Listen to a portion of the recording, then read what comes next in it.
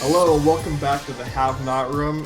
I'm Ben, and I'm joined here as always by Chad and Brian. We're here to break down the Sunday episode, which is the second episode of Big Brother 22, and also to talk about a little bit of what's going on in the live feeds heading up to our first eviction on Thursday. How are you guys doing? What do you guys think about the episode, Brian? Well, the episode was good. A little disappointed to find out that Janelle did not have to play. I thought maybe that the thing was like a secret, like you didn't know necessarily who was playing and who wasn't, so they both felt compelled to play. But from the episode, it seems like she knew Kaysar was the only one who was going to play, and that kind of sucks because I wish she could have kept her pass for next week. But what do you guys think, Chad? What do you think about that? Yeah, I mean, Janelle was like, she was fully aware that it was only Kaysar. I mean, people Mm-hmm. were like sitting in that room right across from the HOH room like a whole hour just Right. seeing who went up. I don't know if that was like intimidation factor either. But like when Kaysar was the only one that went up and like she knew, I mean, they must be working together. They obviously talk a lot. Mm-hmm. So like, why would you like want to also compete in a challenge against someone that you know is probably going to take you anyway? So Right. I don't know. I think that was a dumb move by Janelle. She should have just risked it, you know? And I know nothing's guaranteed in Big Brother, but Right. come on. Yeah, It was all but a lock, you know?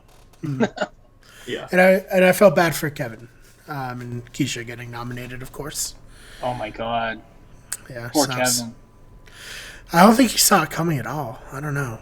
No, he was like distraught the whole week. Like even on the feeds, just moping around. Hmm. Even like today, I was watching a little bit, and he just seems like down.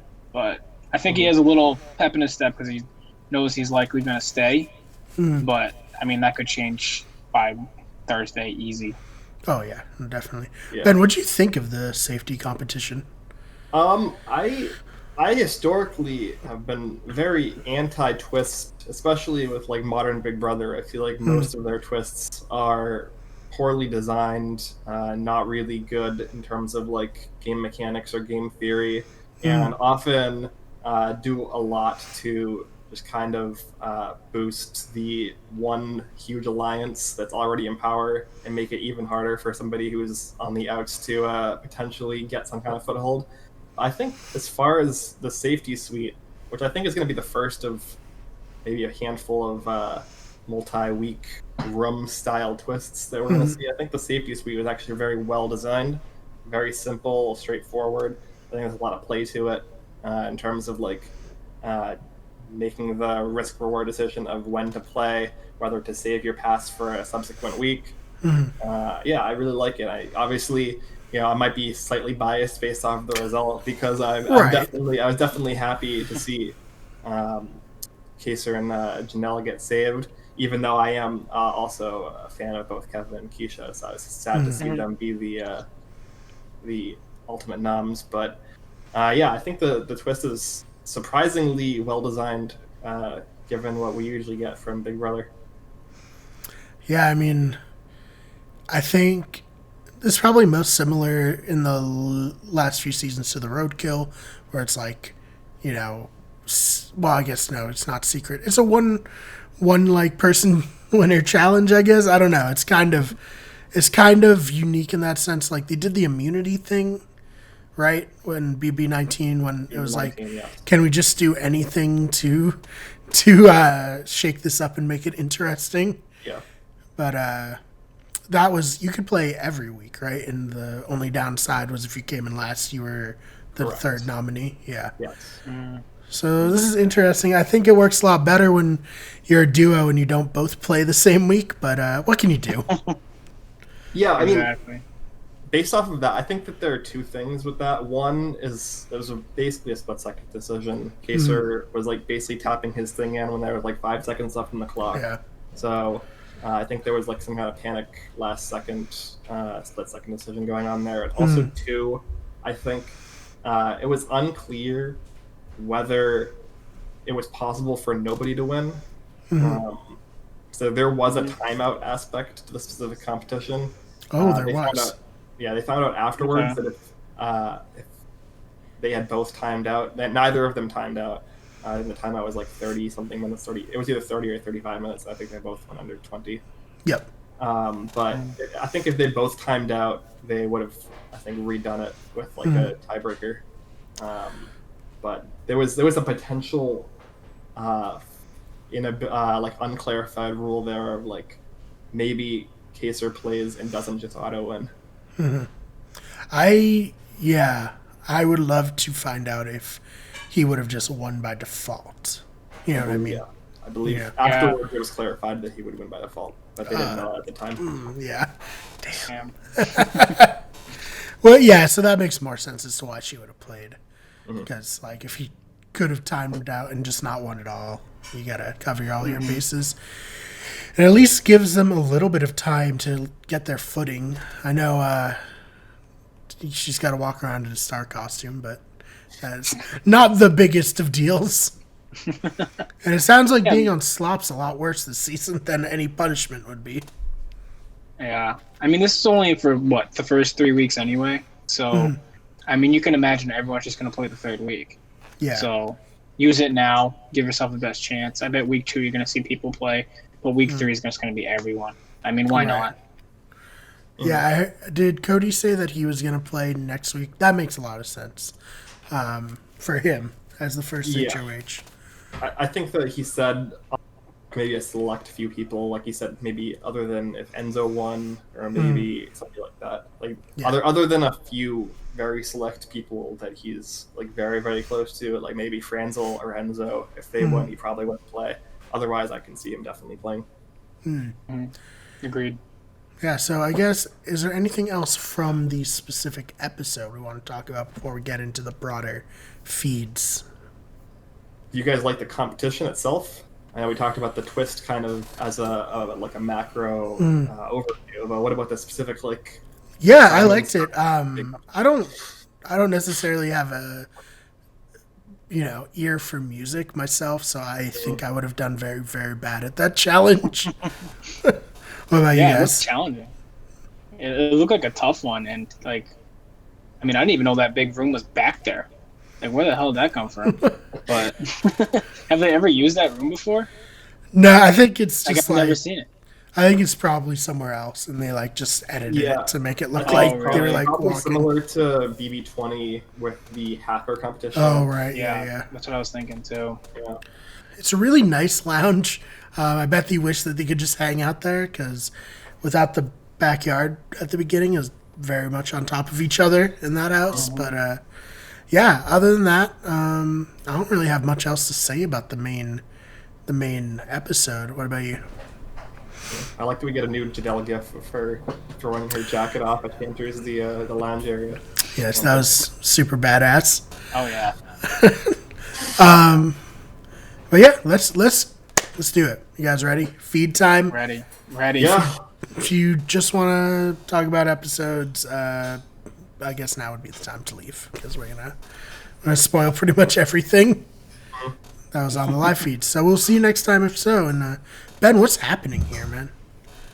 Yeah, so first of all, last Friday we had our veto competition alongside Cody, Kevin, and Keisha.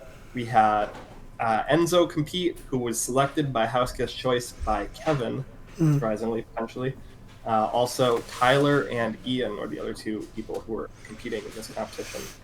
The competition itself was similar to the glass stacking competition that we'd seen in previous seasons. We have to like run back and forth to keep like a timer up while you're like stacking up this like tower of these. In this case, it was fruit. Right. And it turned out, and after a certain point, what you can do is you can lock your stack in. And whoever locks in the biggest stack without timing themselves out on their timer wins the competition. And from what I understand, 5 out of 6 people ended up timing themselves out on their. Oh no!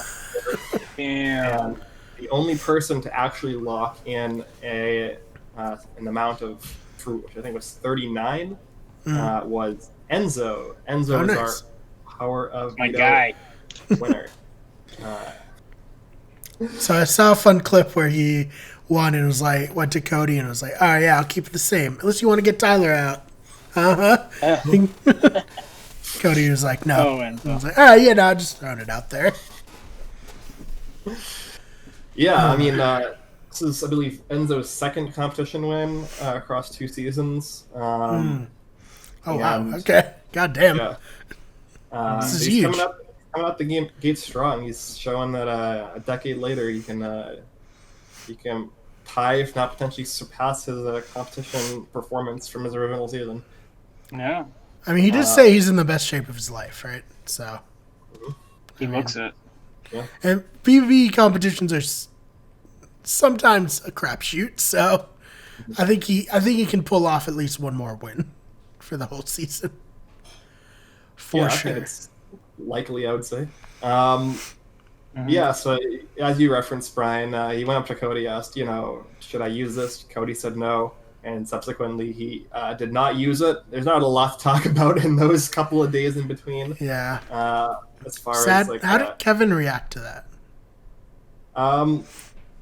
There was actually an instance or a time where right before, or like the morning of Monday, which is when the veto ceremony happened, Kevin was having a conversation with, I believe, Janelle maybe, or who else? Maybe it was Danny.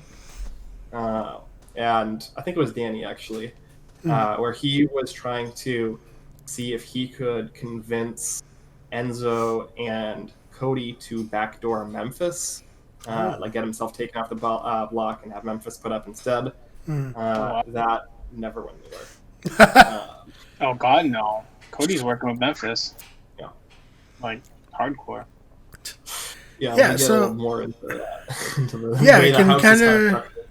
Can we kind of break down the structure, like who's in whose alliance right now, or? Yeah, I mean, it's not super easy to break down. It's not like No.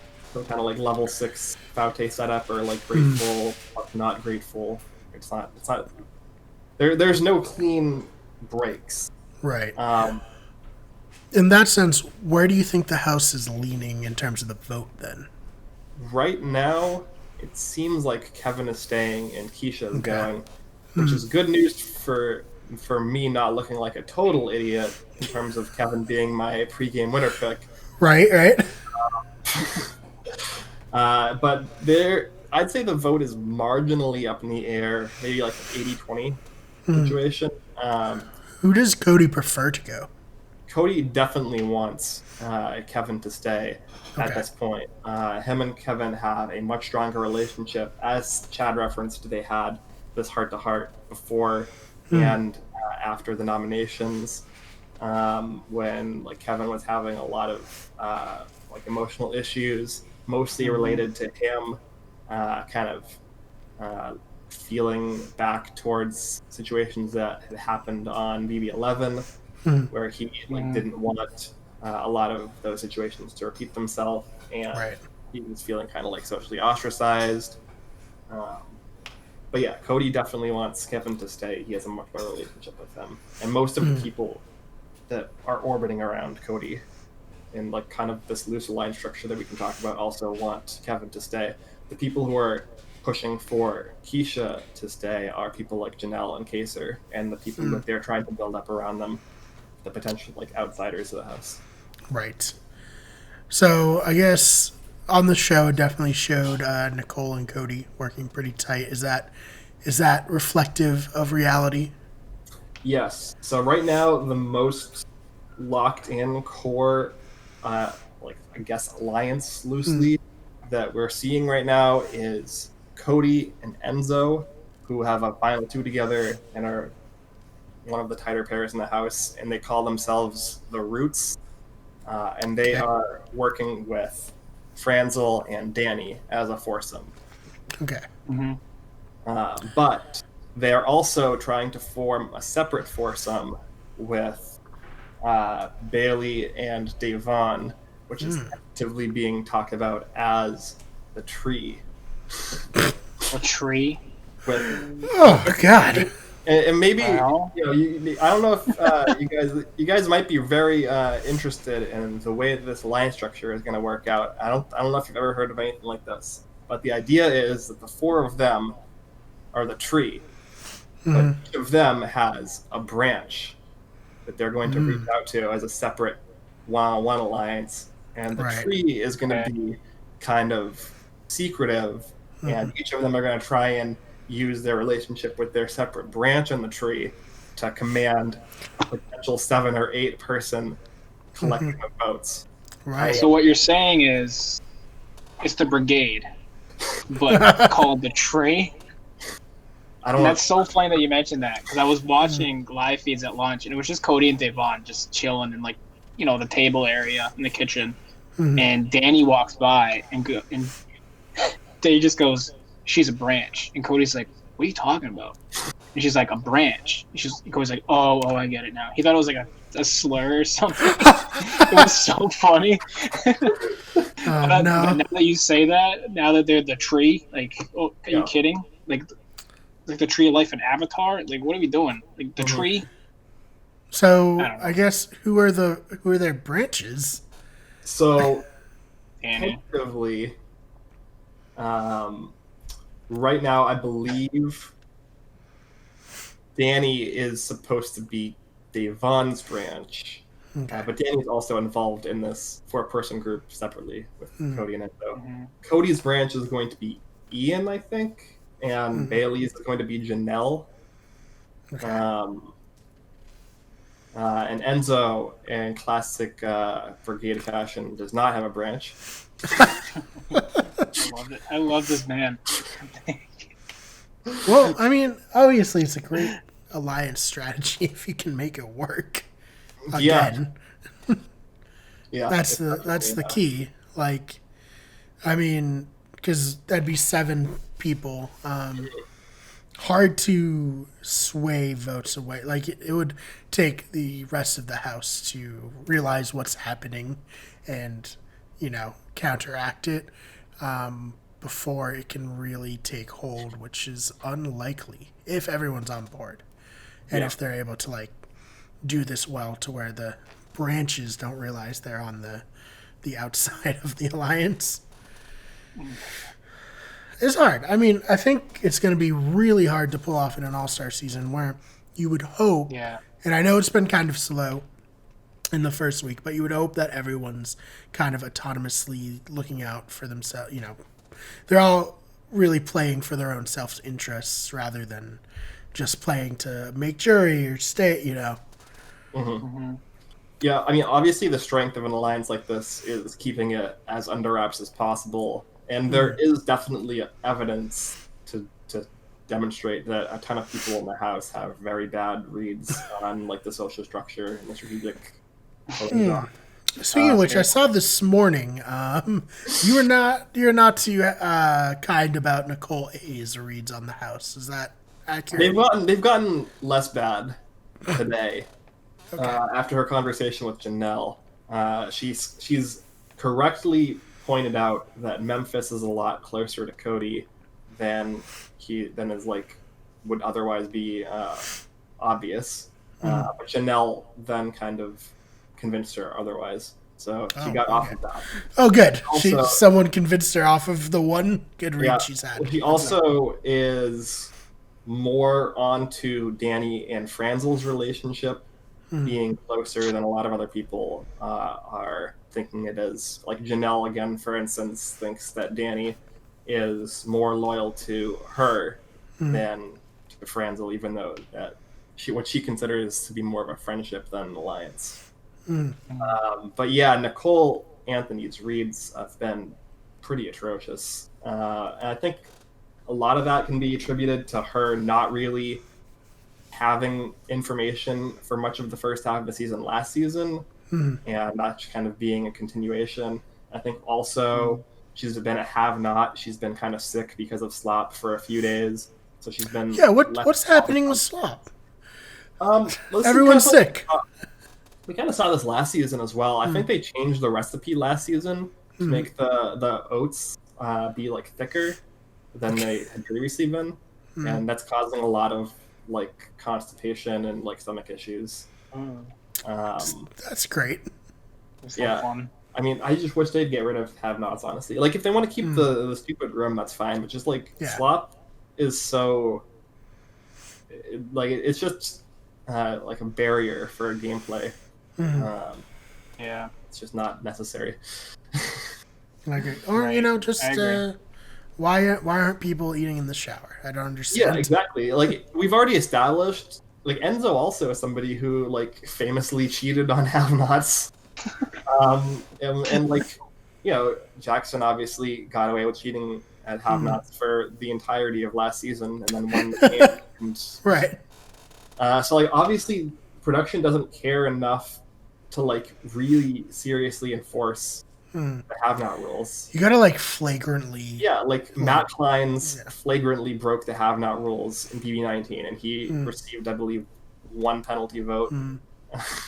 So, like... Yeah. On the week he was already going out. Yeah. Like, it didn't matter, so... Yeah. So, like, it's just... If the slop is making people sick to the point where it's, like, seriously impacting their ability to play the game, and, like, it's making the feeds in the show less enjoyable because of that, and people are, like, getting sick and potentially, like, throwing up or, like, having, like, horrible stomach issues. It's not good. No. It doesn't add anything of value. No, it makes them less energized, It's like, now we're just watching a sick person. I think they should just do the cold shower and the room. Like, that's really all you need. Yeah, like, and cold even shower is sleep, bad enough. yeah. Like, it's fine. I mean, oh my god. A lot of the regular showers have been cold this past week. They've had plumbing issues. I've heard that. So it's not really a punishment if everybody's having cold showers issues. Right. So yeah, just like if they want to do the have-not room and they want it to be like this, set piece for the show, it's fine. It's whatever. It's not a big deal. But like the slop is adds nothing. So I saw Ian was reunited with the hammock when they opened the backyard, which is great. Happy for him. I think Toombs on Twitter did an edit of that with reunited and it feels so good. Overplayed on it, so that's fun. I think Ian's been playing decently in terms of not being a target, which is great. But how do you think he's doing overall? I think he's doing well. I mean, he's definitely not, in the top 5, but he's not, being targeted, which is shocking because he's one of 2 winners, and Nicole isn't even being targeted, except probably Janelle and Kaysar, assuming they can get an HOH win. But, like, it's kind of surprising that Ian's name, like, never comes up. Like, I rarely hear his name being talked about in ill will. It's just always people love him. I mean, that's his strength. He's just a very likable guy. Yeah. If you let get too far, he can win. Yeah. Yeah, for sure. No, I think that Ian is doing okay in terms of like positioning. I think that if there is anybody who is potentially targeting him right now, it would be Danny. Danny is like the one person who pretty regularly, especially within the last couple of days, kind of brings his name up as somebody who's dangerous and to look out for. But otherwise, most people aren't really seeing him as like an immediate threat. He did have a kind of strategic session with Franzel where the 2 of them were like, hey, we're both winners. We should look out for each other because it might be a situation where we have to sit next to each other at the end if either of us like wants to win. Final 2, right? Yeah, they made like a loose final 2. They like implied to each other that it makes sense for them to be at the final 2 together in terms of like the jury not using one of them being a winner against them. The same, like Ian brought up like that that was a big thing of why the jury didn't want to vote for Dan to win was because he was a previous winner. I saw in a conversation because Nicole was like, oh, we should use that to stick around, and he was like, well, we have to be really careful because Dan did that and it became like a self-fulfilling prophecy. Right, exactly. Which is, it makes sense. You say it enough, everyone's just going to be like, oh yeah, of course he can't win. He's a winner. But hey, I mean, we'll see. I guess so. Right now, you're saying Kevin's probably going to say Keisha's going to go.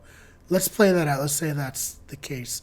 Next week, who are we rooting for to win HOH to get the most drama out of the week? Janelle or Kaysar. I think either of them will do pretty much the same thing, and I think that it would really, like I talked about, like we mentioned two of the like kind of pseudo alliances that are kind of building around Cody in this like internal power structure. There's actually a third alliance that we didn't mention yet, which is the Unusual Suspects, aka like Memphis's Brain Trust Alliance, which is Memphis, Cody, Danny, Granzel, Christmas, and Tyler. All right. And Memphis's plan with this was to go to each of these 5 people individually, tell them that they are the first person he's approaching with this idea, name the 6-person alliance, and say, hey, would you be down for this? Interesting. So, how did that work so far? I mean, so far it's worked okay. I don't know if this is like the most effective way to build an alliance, but we'll see. Well, yeah, it puts them in the middle. Yes, well. So for you guys, Go ahead. I was just gonna ask for you guys: is there anyone who's surprising you in terms of, I guess, good or bad gameplay so far? I'd say for me, honestly, Memphis. Like, I kind of pictured him as someone who was gonna try to lay low a little bit. I think Cody winning the HOH may have, put a fire under him because like he probably views him as a very similar player, and they've even both said that to each other.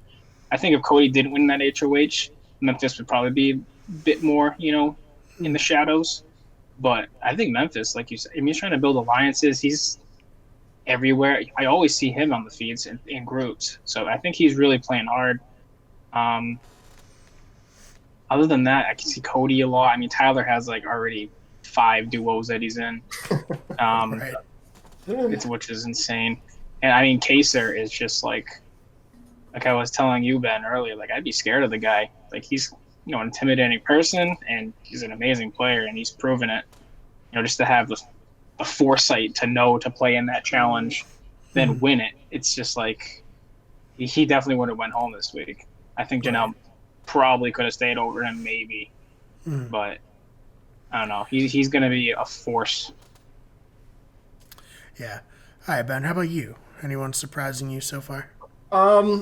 Well, I do think Danny is playing the best right now, but I expected her to do well coming in. Like, she was my second pick for a potential pick in the preseason. I was going between her and Kevin. The person who surprised me the most is probably Bailey. I think Bailey is one of the most socially well-positioned players in the house right now. When we talk about players who, like, nobody has a bad thing to say about, I think that most people very much like Bailey and would have very little bad to say about her at this point. She is in one of the core 4 alliances, and she's often referenced as somebody who would be good to pick up as a potential ally or potential vote. I think the one thing that is an issue right now is her relationship with Devon is very out in the open. And I think that that's really holding her back from being pulled into a lot more groups than she otherwise would be. Because I think a lot of people have repeated the same thing, which is that, I really, really want to work with Bailey, but if we pull in Bailey, then I think that, we'll have to pull in Devon too because they're so close. And so that's kind of left or right of a couple of loops. Gotcha. But she's also very close with Janelle. They've formed a pretty good relationship. So I think that she's the most well-positioned just in terms of like this early kind of like floaterish position. I'm interested to see if she can kind of maintain that spot going forward. Cool. Well, is there anything else you guys definitely want to mention before we head on out of here on this update? I think Nicole F is very she's super paranoid about like everything. Like I turned on feeds today and it was just her and Danny having that moment where Nicole's like crying because she had, her first, I'm not gonna say, but like womanly, thing in the house, which I was like, that's strange. It's your first one over period over 3 seasons. Like that's weird. I didn't see that. Are you sure she said ever? She said it was my first one in the house. Like, okay, are you sure you stopped talking about the season?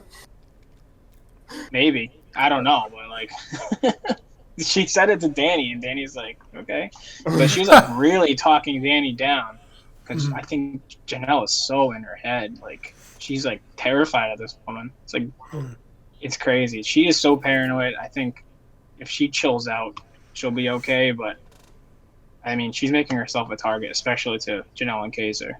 Mm-hmm. What about you, Ben? Anything you want to touch on? I would like to, I've been waiting 12 years for Keisha Smith to potentially come back for a Big Brother season. Mm-hmm. It's looking like she's the likely first bit of the season. I would like to just say that her campaigning has been non-existent, really. The only reason that she has a chance to stay right now is because of people like Janelle, who are advocating very heavily for her, way more heavily than they might otherwise should, in terms of like the likelihood of it working versus like the payoff. If she does happen to stay this week, it'll mostly be due to circumstances outside of her control rather than anything that she's done, which is disappointing. I was very excited to see what Keisha could do this season. And it's looking like we're not really going to get to see much of that. So, bummer. I mean, that's the problem with these All-Star seasons, like our favorites get picked off, and it always hurts every time, no matter how many times we've watched it. For me, one thing I definitely want to add, and I definitely want to say, I've already said it on Twitter, people who play All-Star games are going to pregame. They should pregame. It's a part of the meta of All-Star seasons of these competition games. So I've been a little, confused as to why people are just so angry about the fact that people pre-gamed, They got to do it if they want to win. I don't know what else to say, To me, it doesn't take away from the show in any way. It doesn't... it gives them an advantage, but it doesn't tarnish it to me because I'm used to it because Survivor does so many All-Star seasons, but the game started when the casting started for this, not on day one, and I don't think that people should get as angry as they have online about it. So those are my 2 cents. Right. No, yeah, I definitely agree. I think that the main issues that people are having are surrounding the fact that, one, people are not happy with the current power structure of the house, and pre-gaming is a good, kind of scapegoat as to why the power structure is the way that it is. And 2, a lot of people are upset at people like Derek and Dan specifically for pre-gaming so hard, seemingly, when they weren't actually contestants on the show. It does sound like at the very least Derek was heavily considering being on the show at up to a certain point. So I think that at that point it is fair for you to pregame if you're potentially going to be on the show. I can definitely see why people would be at the very least irked that there are people who are pre-gaming to try and affect their own personal legacies when they're not even appearing on the show. Right. But I don't think that it's honestly had that big of an impact so far. I think that by even next week, depending on how certain competitions go, the pre-gaming could be next to meaningless. Right. All right. Well, Chad, where can they find you online if they want to give you a follow? Yeah, find me on Twitter at ChadPerry25 or on Instagram at Chadley2552. All right, Ben, how about you? Find me pretty much all social media at Ben Sharon. That's Sharon with 2 R's. Awesome. You can find me on Twitter at TheFakeBMar, that's BMARR. You can find the channel on Twitter at WG Everything, on Instagram at WickedGoodEverything, on Twitch at twitch.tv/WickedEverything. The main channel is, of course, youtube.com/WickedEverything. This channel needs to get to 100 subscribers for us to get the custom URL. But if you search Wicked Good Podcast on YouTube, you should be able to find us. And we will see you all in the next one.